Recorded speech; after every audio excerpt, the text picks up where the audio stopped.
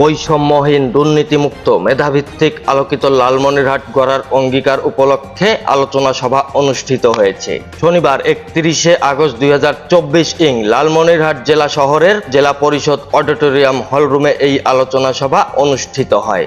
উক্ত আলোচনা সভায় উপস্থিত ছিলেন লালমনিরহাট জেলা বিএনপির সভাপতি এবং সাবেক উপমন্ত্রী অধ্যক্ষ আসাদুল হাবিব দুলু, জেলা প্রশাসক মোহাম্মদ উল্লাহ এবং পুলিশ সুপার মোহাম্মদ সাইফুল ইসলাম।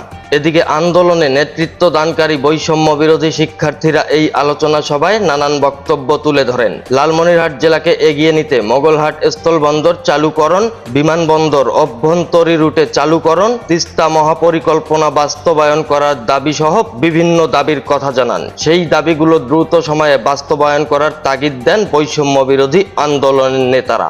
এছাড়া স্বাস্থ্যসেবার মান উন্নয়ন, বেসরকারি সরকারি সকল অফিসের অনিয়ম ও দুর্নীতির উদ্ঘাটন ও মাদকমুক্ত জেলা গড়ার অঙ্গীকার করেন।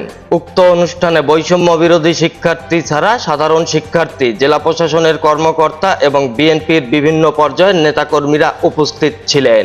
Update time online, Lalmonirhat.